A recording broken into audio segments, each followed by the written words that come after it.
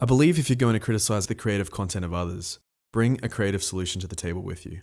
While this video analyzes certain aspects of Sonic's gameplay, I do not claim to be an authority on game design.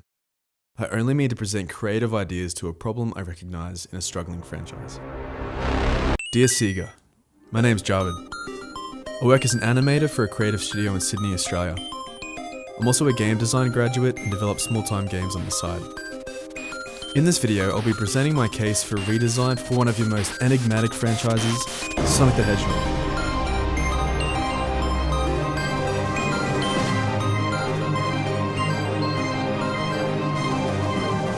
It's no secret that your Sonic has seen brighter days. As I'm sure you're very aware, you don't have to look far to find an opinion or article from writers explaining why they don't like your games anymore. To be honest, they aren't inaccurate. But what I haven't seen are creative suggestions on how to remedy what seem to be holes in the vision for Sonic. And this is what I want to do here. I want to look at the cold hard data and present a creative solution for a redirecting, if you will, of your mascot. Before we go further, I think it's important that we look at your sales and your ratings, and take a look at how your platforming rival Mario is tracking as well. So here is a graph of your sales to date in millions, telling us that Sonic 2 on the Genesis has been your highest success in terms of units sold, coming in at 6 million. Sonic Boom being your lowest at 400,000. Now let's add in Super Mario. I've lined these up by year of release. Without any surprise, Mario's first game, which came out during the very young and ripe age of gaming, owns spot number 4 in the list of best-selling video games of all time at 40 million. His sales fluctuate quite a lot as well, which is completely normal. Now there are a few factors here that aren't accounted for, such as regions of release and also console sales data at the time of the game's release. This does make this data a bit unreliable, but I've put this here so we can start to get an idea of where you're roughly sitting in relation to the most successful platform series. But let's move on to reviews. These are very important in gauging how successful the game was in connecting with your audience. So here is a graph of Sonic's reviews according to GameRankings.com. This tells us that Sonic 3 on the Genesis is your highest ranking game at 89%, while Sonic Boom again is at the lowest at 33%. Now let's add in Mario. What I think is worth noting here is that at the beginning of Sonic's career, each new game was connecting more successfully than the last, while it seems Mario in the beginning struggled to find his feet. It's important to state that I think Nintendo established the foundation for compelling platforming before Sonic arrived on the scene. But even so, it's clear that your games were maturing at a promising rate. Now the reason I've been adding in Mario is to show you that as a competitive platform game, he's still connecting with his audience and pulling in huge revenue, especially in this age where the platform game is no longer king of the industry.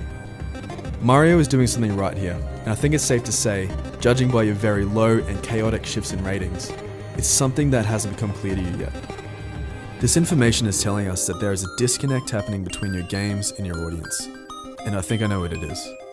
So here I will present my ideas while at the same time explaining what I believe are the problems we're fixing. So let's bring in Sonic.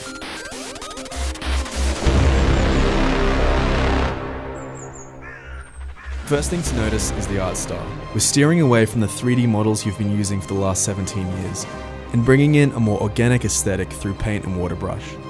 Colors remain relatively the same, but Sonic's lean and a bit more animal, as opposed to your fuller, more attitude-heavy design. He has a backpack symbolizing adventure and his gloves and socks are gone. He's wide-eyed and vulnerable. He's still fast, but isn't cocky about it. In fact, he doesn't have much expression at all. He's a blank canvas. So, while I think the overall spirit and feel for Sonic is there, he's a little bit different. Why? Because he isn't designed to appeal to children. And SEGA, this is why I believe your games aren't connecting anymore. You're targeting the wrong demographic. Let me explain. Sonic 1 was released in '91, and this was the ad. Gotta go. Hey, guy, you're the first serious gamer I've seen all morning. Check this out. Brand new 16-bit Super Nintendo with Super Mario World. Wow! Oh, what's this one? Oh, this is Sonic the Hedgehog from SEGA Genesis. Hey, look at these radical colors, huh? Wow, Sonic's fast, too. No, over here. I like Genesis, and it costs a lot less. But kid, that game I'll there. take Sonic and Genesis. I knew that.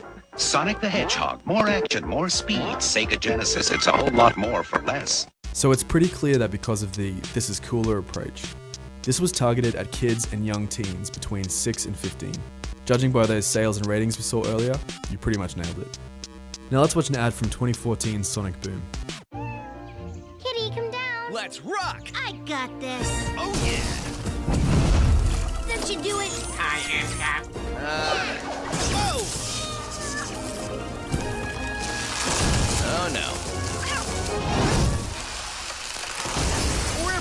this in our world. Sonic Boom, Rise of Lyric. You can pre-order now. Cute and slapstick. I say you're still aiming for that same age group. Not that this ad was bad. SEGA, here is the main problem. The fanbase you established with the first Sonic game in '91 are now living 24 years older here in 2015. While your original fans who hold you most dear are in their 30s, you're still aiming for that same age group and disregarding your original fanbase. And guess what? Your original fanbase now have jobs with money to buy your games.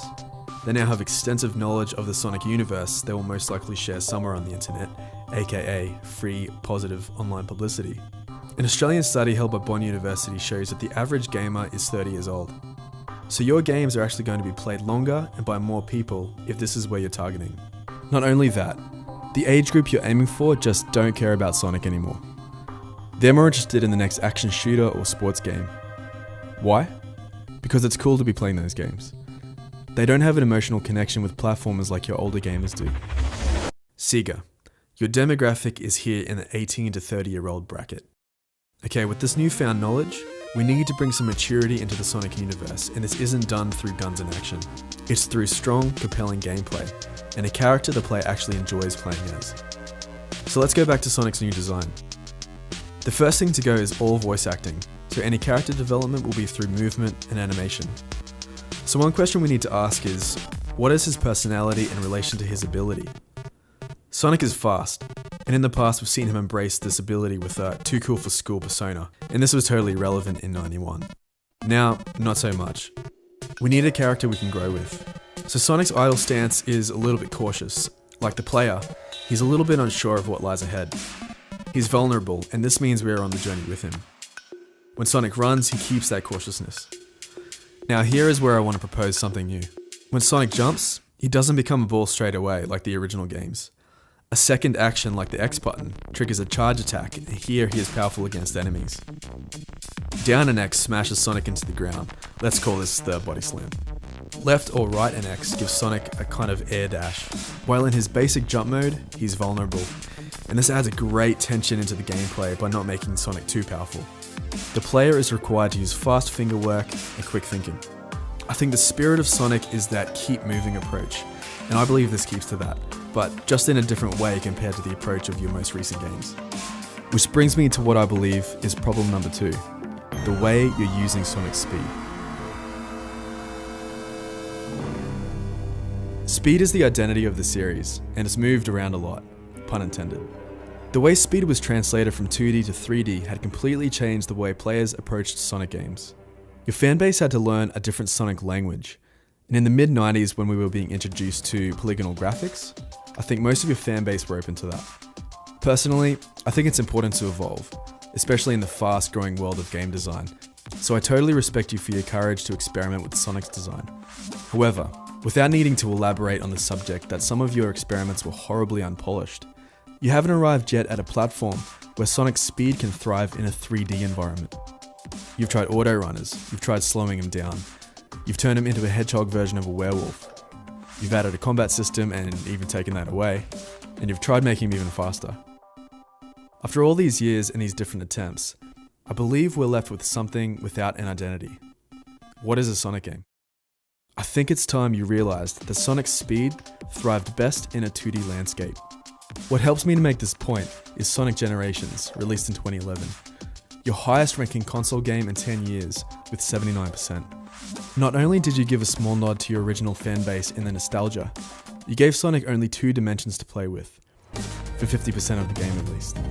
So I believe the best way to use Sonic's speed isn't necessarily in a fast manner, but more so in a momentum-based system where the player determines how fast or slow they wish to proceed. Now let's talk about rings, a Sonic staple. Collecting 100 rings gives you a life and acts as a sort of shield when you take damage. I think I'd go so far to say the concept of limited lives is, ironically, dead. This is a very broad statement, but excluding Mario, most of the best modern platformers have taken the concept of lives out of the picture. I suggest we do the same. We want the player to proceed in your game. This does make rings a bit useless, but here I want to present a totally new concept to the core gameplay in Sonic. Referencing again the survey held by Bond University, the most popular gaming genre across all ages is surprisingly puzzle games. with first-person shooters and action games close behind. Platformers being the least popular. I think you know this, which is why you've tried to blend genres by bringing in slower puzzle-based sections in your latest game. I say puzzle here very hesitantly. The definition of a puzzle is a problem designed to test ingenuity or knowledge. Like a jigsaw, we have all the pieces, but it's the question of how those pieces fit together that generates the problem. And there's a great feeling that comes when the solution finally clicks in the mind of the player. This is compelling gameplay. In Sonic Boom, however, our ingenuity and knowledge aren't being tested. Without spending too long on this, pushing buttons in a linear progression to proceed is not considered a puzzle, or even interesting gameplay. The button is there, and we press it. There's no need for this to exist, and it comes across as a cheap way to create an ebb and flow in momentum. So here I have an idea, which I believe solves our ring problem and our puzzle problem at the same time. Remember those amazing power-ups you had in your highest ranking games, Sonic 3 and Knuckles? I want to bring them back, but also connect the collection of rings with them in a currency sort of fashion. If you press the Y button, Sonic opens his backpack and you see the 4 power-up boxes. 50 rings essentially buys you one of these power-ups and you bring it out into the world. Invincibility, fire, lightning, and the water shield.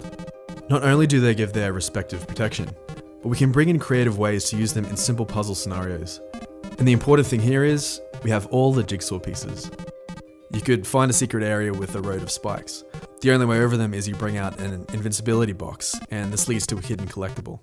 You could have puzzles where you need to keep a button pressed down to hold a door open. Enemies could even use them.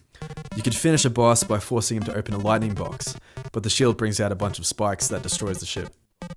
This completely expands options for level design, the way Sonic interacts with his environment, and also adds huge replayable value, while at the same time, giving the collection and protection of rings some weight. SEGA, this is just one creative solution, but the bottom line is this: respect the intellect of the player.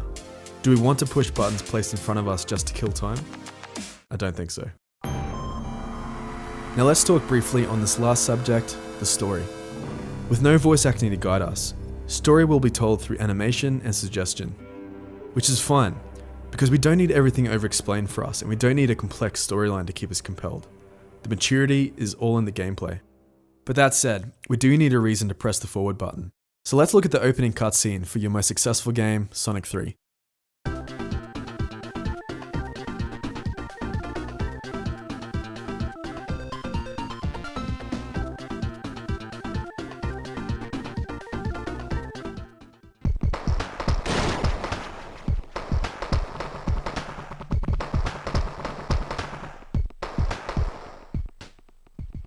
Okay, that was over in about 20 seconds. In this cutscene, we meet all the important characters, we establish who our enemy is, and we are given a motive for progressing through the game. And this is all that's needed. SEGA, keep the story simple and give the player a simple motive. Okay, with that said, let's look at a brief overview of the new design. We've established that your target audience is now adults and no longer children. We bring Sonic back into 2 dimensions, we remove all voice acting, and we shift Sonic's appearance to feel more vulnerable.